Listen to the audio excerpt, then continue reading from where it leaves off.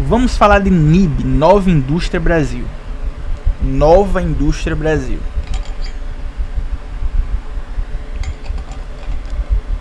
Um assunto muito caro para o país e nesse momento para o governo Lula, desde que ele reassume, é a reindustrialização do Brasil, né? O que foi chamado pelo governo, né? Muito pela fala do Wallace, nosso economista aí, que é o número 2 lá da indústria, que ele chama isso de neo-industrialização, né? É o processo de retomada do Estado, né? Os investimentos estatais. Tivemos aí, né, por causa da NIB, né, Nova Indústria Brasil, que o BNDES, ele pela primeira vez desde o pré-golpe da Dilma, que ele bota desembolsos maiores do que para o agro. Desde o golpe que a gente não via isso, tá? Coisas que só a esquerda consegue fazer. Não é que consegue, é só a esquerda que quer fazer, né? Na verdade seja dita. E nós temos aqui um assunto de extrema importância, que é uma usina de hidrogênio verde na Paraíba. Hidrogênio verde, para quem não sabe, ele é tido hoje, não é tido hoje não, né? Tido há muito tempo como o novo petróleo, né? Agora nós estamos na corrida para a transição energética e um dos caminhos para se fazer isso é a troca de combustíveis fósseis por combustíveis de energia limpa. O Brasil é um dos países que vai despontar, se Deus quiser, nessa corrida para a gente ser um grande produtor de hidrogênio verde, né? Nós já somos grandes produtores de energia eólica e energia solar e vamos expandir mais, mas estamos aí despontando como um grande player aí de produção de hidrogênio verde, que é tido como o combustível do futuro, né? Nós temos aí indústrias surgindo, que já tem lá em Pecém, né, no interior do Ceará. Nós já temos lá no Porto de Suape, lá em Pernambuco. Nós já temos em Cubatão lá em São Paulo. Se eu não me engano, no Rio de Janeiro. Vão surgindo aí empreendimentos pelo Nordeste, que é o maior potencial, é no Nordeste, né? E temos aí esse novo que vai lá na cidade de Conde, lá em Paraíba, que a indústria lá, a Nova Indústria Brasil, ela vai injetar 59 milhões para fazer uma usina de hidrogênio verde. E esse projeto ela vai prever a produção de amônia verde e fertilizantes sustentáveis, certo? Teremos geração de empregos e integração de tecnologia limpa. Tá aqui, né? Lulão da Massa. Foto sempre do Ricardo Stucker. Um novo projeto voltado à transição energética. Fortalecimento da indústria verde brasileira começa a ganhar força no Nordeste. Forma no Nordeste. Consórcio articulado pela Rede Brasileira de Certificação, Pesquisa e Inovação, né? Parceria com empresas privadas e governo federal vai viabilizar a instalação da indústria dedicada à produção de hidrogênio verde. Aí, como está lá fazendo hidrogênio verde, isso também se converte em amônia verde e fertilizantes, né? No município de Conde. É bom que isso vai gerar muito emprego lá na cidade do Conde, certo? Aí vamos bater um papo aqui sobre essa questão da transição energética. É importante a gente pontuar que o governo está fazendo. Eu vou até procurar aqui que esse é um dos pontos da NIB, né? Nova Indústria Brasil. Cadê? Deixa eu ver se aparece aqui. Olha só, aqui. Você vê aqui. Cadê os números? Tem uns que são os números de 1, 2, 3, 4, 5. É a missão 5, gente. Aqui, ó. Deixa eu aumentar. A missão 5, que vai de encontro a essa questão aqui da nova indústria Brasil de hidrogênio verde, que é a missão da bioeconomia, descarbonização e transição e segurança energética, né? Que propõe cortar em até 30% a emissão de gás carbônico por valor adicionado produto, né? PIB. Elevar 50% da participação dos biocombustíveis na matriz energética. Por isso a importância de investir numa usina de hidrogênio verde. Isso está totalmente alinhado com todos aqueles acordos climáticos que vêm sendo feitos por anos, né? E que o Brasil é um dos principais players globais. E matriz de transporte energética, né? E aumentar o uso tecnológico e sustentável da biodiversidade pela indústria em 1% ao ano. Isso bate perfeitamente com a iniciativa do hidrogênio verde, certo? Aí a gente tem que ter esse cuidado de ficar de olho e pensar em como que nós vamos fazer essa transição energética. Não só fazer por fazer, porque lembrando que hidrogênio verde é uma commodity, né? É uma commodity. Nós temos que vender, obviamente que temos. A gente não vai deixar os outros. Se a gente é forte nisso, vamos fazer, óbvio. Mas a gente tem que pensar na tecnologia por trás disso. A gente tem que tentar fazer. E o governo está tentando, como eu mostrei aí, né, absorver a tecnologia que é feita. Por mais que tenha parceria com empresas estrangeiras, absorver parte da tecnologia e internalizar ela. Senão nós vamos reproduzir o que já foi feito no Nordeste, no ciclo do açúcar, né? No ciclo de todo tipo de extração que foi feito aqui no Nordeste, certo? A gente não pode fazer do hidrogênio verde, de outros tipos, de qualquer tipo de tecnologia de energia solar, que é uma commodity, né? A energia por si só, a venda de energia é um tipo de commodity.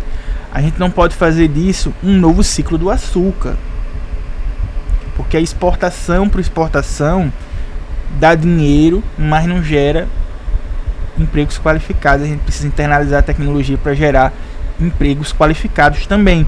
E o governo vem fazendo essa transformação, ele vem mostrando essa vontade de fazer isso, e é isso que a gente busca. É isso que a gente busca. Porque nada adianta, gente. Nada adianta. Se só fazer por fazer não adianta. Certo? Fazer por fazer não adianta. E é bom até um papo desse, porque de onde vem toda esse avanço no sentido do hidrogênio verde? Não sei se vocês já chegaram a ler e olhar sobre isso, mas muito se teve desse avanço. Olha só que ironia, né? Graças ao conflito lá da Ucrânia com a Rússia. Porque o que é que o Vladimir Putin fez logo lá no início da guerra? O pessoal queria não, eles fizeram todo tipo de sanção e até bota hoje, mas lá no início o pessoal, ele quis sancionar de forma muito mais agressiva do que o Putin esperava. E ele disse que, né, olha, se não tirar a sanção, a gente corta o gás. E ele cortou. E ele cortou boa parte do gás. Se vocês não estão sabendo, nunca ouviram falar dessa, o gás da Rússia, né? A Rússia é o maior produtor de gás lá da Europa. A Rússia, ela fornece gás para a Europa quase toda, se não toda, não tenho certeza se toda, mas para boa parte da Europa. A Europa é totalmente dependente da Rússia nesse sentido. Aí o que é que acontece? Vladimir Putin, uma das armas que ele podia fazer para não se sentir tão pressionado, né, quanto já deveria ficar, ele diz: beleza, se vocês me sancionarem, eu corto o gás de vocês. Galera não acreditou, não imaginou o que ele ia fazer, e ele cortou. Galera se ferrou na Europa, cara. Galera se ferrou na Europa. Aí não, nós vamos. Aí voltou, né? Aí o que aconteceu? Ele pegou e ainda fez pior. Assim, né? Estratégia de guerra é fantástica, né? Pra você se sair, né? Numa situação dessa, mas assim, né? Não glamorizando a guerra não, tá? Mas tô aqui explicando o que aconteceu. Aí o golpe de mestre dele pra se sair foi: beleza, vou voltar a vender o gás pra vocês, mas vocês vão ter que comprar em rublo, que é a moeda oficial russa. Por quê? Porque quando eles começaram a guerra, o Trump excluiu eles do sistema SWIFT, que é o sistema de comércio internacional, né? Aí o que aconteceu? Eles tiveram problema lá. Eles tiveram problema de desvalorização da moeda deles e tal. Uma bagaceira que teve. Não que não estejam com problemas hoje, obviamente que eles enfrentam problemas, né? Tanto que tem lá o maior juros real do mundo para tentar combater problemas inflacionários e de outros tipos, né? E estimular que pessoas investam totalmente. Mas quando ele pega e diz: eu vou fornecer o gás, mas em rublo, ele faz o que? Valoriza a moeda dele e ele estabiliza um pouco a economia, né? Você vê, existe toda uma questão quando a gente trata de economia, política, geopolítica, às vezes estão por debaixo dos panos, né? Estão por debaixo dos panos. Luan, não entendi aonde você quer chegar. O que é que isso tem a ver com hidrogênio verde? O que é que isso tem a ver? Que a galera ficou em pânico e disse: a gente precisa arrumar uma forma de não ficar dependente do gás da Rússia. Aí começaram a transição energética a ir mais para frente ainda. E para onde que estão correndo? Hidrogênio verde. Hidrogênio verde, que é um combustível que não é fóssil. Isso, o hidrogênio verde, né? Porque existem 3 tipos de hidrogênio: o hidrogênio cinza, o hidrogênio azul e o hidrogênio verde. O hidrogênio cinza e azul, eles, no processo para gerar eles, passa por combustível fóssil, um processo de combustível fóssil. O verde não. O verde, ele passa por eletrólise, né? Que é feito, ele tira do processo da água, né? Pode pegar água salgada. Por isso que o Nordeste, ele é um player muito importante. Vocês não têm noção disso. O Nordeste pode despontar no futuro aí como um grande hub, né? Como o pessoal gosta de falar, hub, né? O pessoal da galera da indústria gosta de usar esse termo. Um grande hub da economia verde no mundo. Já está despontando, né? Os mundos têm todo o olho aqui pro Nordeste do Brasil. Porque aqui no Brasil todo é muito favorável o clima, né? Ventos fortes, energia eólica, energia solar.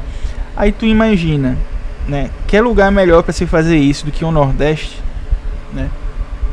Você busca locais como essa cidade aqui. Deixa eu ver qual é a cidade que ele fala aqui, gente. Do Conde, né? Que é um interior. Você vai lá, cria uma usina em um local mais isolado, que você vai ter mais isolado, né, dos centros, e você vai ter mais facilidade de se fazer esse tipo de coisa, né? Mesma coisa, energia eólica é mais fácil para locais mais isolados do que ficar mais perto de grandes centros. É por isso que geralmente vai para locais mais distantes do centro, né? Até os custos das terras são mais baratas e vão para lá, né? É a mesma lógica das universidades federais. Já pararam para pensar nisso? Que geralmente as universidades federais ou estaduais são afastadas do centro da cidade, né? Por quê? Porque as terras são mais baratas e tudo. Questão, né? É a mesma lógica disso. Aí por que Pecém? Por que Pecém e não Fortaleza?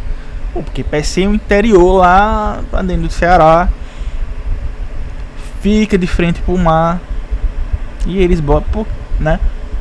Porque swap, não, porque é toda essa lógica. E o pessoal vai e coloca tudo isso nesse contexto, e a gente tá vendo aí o Nordeste despontar. Escuta o que eu tô dizendo, o Nordeste tem potencial. Isso, obviamente, se for feito de forma satisfatória a gente pode despontar para passar por um processo de industrialização que a gente nunca conseguiu chegar. Mas aí a gente tem que fazer da forma certa, obviamente, né?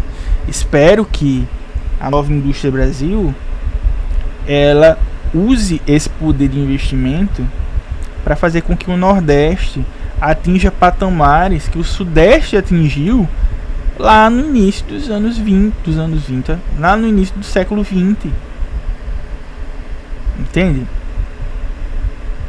O que nós não conseguimos fazer por N motivos, né? Porque a nossa história, como diz o Alberto, cada lugar tem uma história, né? E a nossa foi diferente de São Paulo, né? Por exemplo, que a gente, como fala no Nordeste como um todo, infelizmente, o nosso processo histórico, a gente ficou dependente do ciclo da cana, do ciclo do açúcar, e isso não gerou dinamismo dentro da economia. Não gerou um mercado interno diferente do que aconteceu em São Paulo com o café. Não é? O mercado gerou o São Paulo diferente daqui do Nordeste. Enquanto o pessoal demorou mais aqui no Nordeste para diminuir a mão de obra escrava, em São Paulo, quando estava chegando perto do fim da escravidão, São Paulo já não tinha quase, não é por bondade não, também dos empresários de São Paulo, né? Mas já estava quase sem escravos na produção do café. Era mão de obra assalariada, quase que 100%, no fim do ciclo já, né, da escravidão. Foi por bondade? Óbvio que não, foi porque eles perceberam que precisava de um mercado interno. Escravo não compra, assalariado compra. Ou seja, quando acaba, professor, estou ouvindo, né? É isso, Alberto. Aí quando a escravidão acaba, São Paulo já tinha criado um mercado interno muito forte. E o Nordeste não conseguiu criar esse dinamismo. Infelizmente, somos vítimas de um processo histórico nefasto, né? Nós aqui do Nordeste. E isso pode ser um ponto de virada na história do Nordeste. Eu boto muita fé nisso. Boto muita fé mesmo. Alberto falou: sou muito inquieto com falsos consensos teóricos. Tem que ser questionado sempre. Tem sim, com certeza. A gente tem que analisar sempre os fatos históricos à luz da ciência, né? E quando eu falo ciência, às vezes tem gente que não trata história como ciência, mas assim, vamos lá, se não quiser tratar como ciência, mas à luz da verdade, né? À luz dos fatos, né? Existem processos científicos para se tratar a história, não é?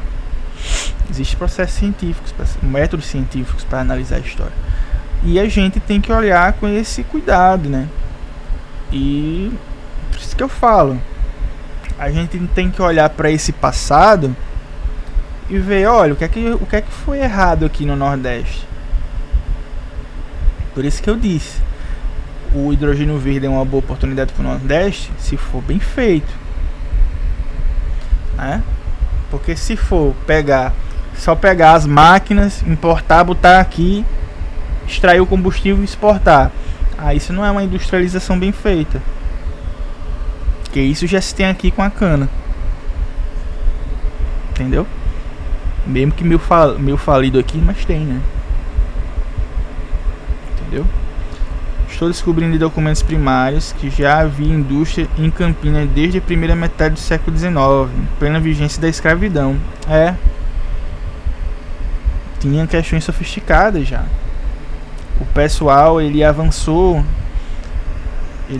bastante, né? Isso da indústria em Campinas eu não sabia não, velho. Sabia não, tô sabendo por você falando agora. Interessante.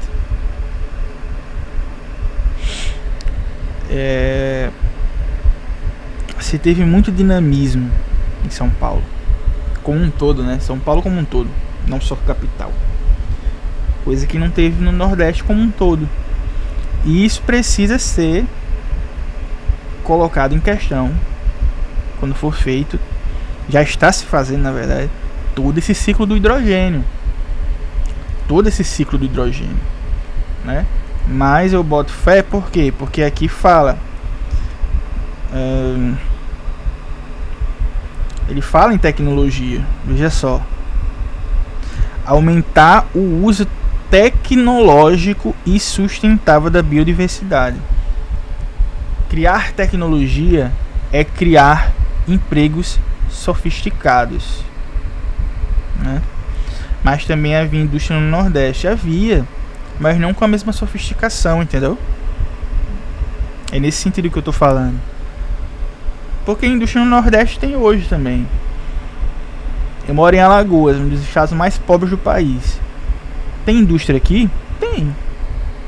Mas isso faz com que haja dinamismo no mercado de trabalho, a ponto de dizer, olha, os salários são altos. Não, os salários aqui são super baixos.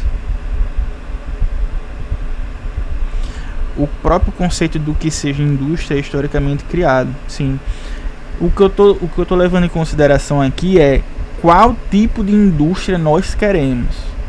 Como essa indústria será feita. Porque se for fazer só por fazer a indústria do hidrogênio, ela vai ser uma mera commodity. Tem que pegar essa oportunidade, que é uma commodity. Não é que eu tô dizendo que não tem que ter. Tem que ter. É isso que eu tô dizendo, que eu acho muito massa. Eu acho muito massa. Mas tem que criar algo mais sofisticado a partir disso.